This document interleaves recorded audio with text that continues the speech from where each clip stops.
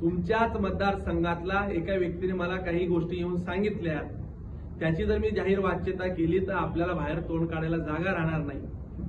मी त्या व्यक्तीला तुमच्या समोर जाहीर पत्रकार परिषद देखील आणतो।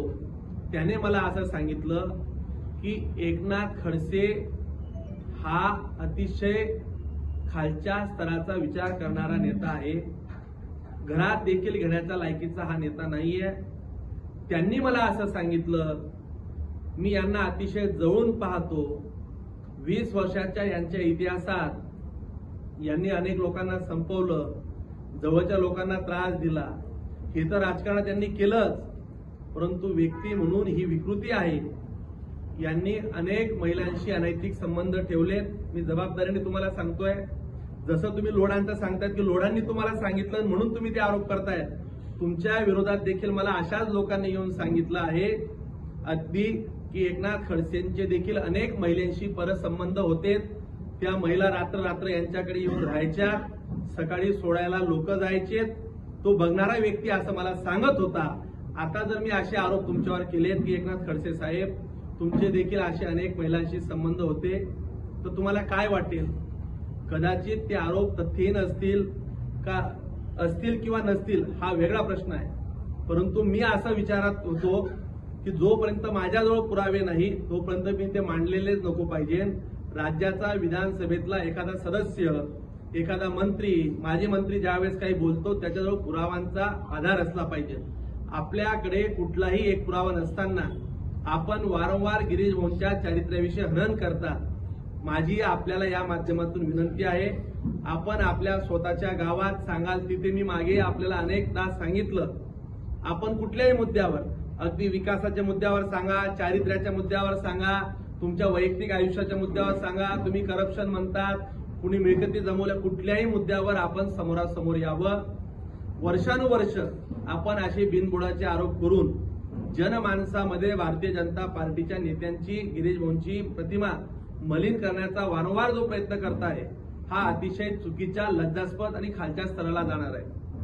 आम्ही यासाठी ही पत्रकार परिषद घेतली की आपणच सांगितलं की आता आपलं गुलाबी वय राहिलेलं नाहीये, आपलं नातवंडांसोबत खेळण्या बागण्याचं वय आहे।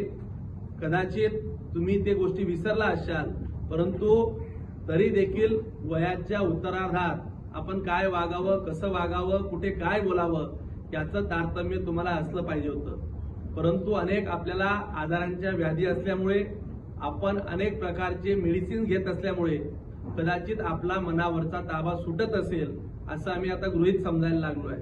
परंतु आपल्याला या माध्यमातून आज शेवटची विनंती आहे, आम्ही जरी वयाने लहान असलो परंतु आम्हाला सुसंस्कृतपणा हा आमच्या परिवाराने शिकवला आहे, आमच्या पार्टीने आम्हाला शिकवला आहे। याच्या पुढे जर आपण वारंवार अशा पद्धतीने चुकीचे वक्तव्य करून, जर चुकीच्या माहिती जर पसरवून पक्षाची जर प्रतिमा खराब करत असाल, नेत्यांची प्रतिमा खराब करत असाल, तर तुम्हाला त्याच्या डबल उत्तर याच्या पुढे मिळेल।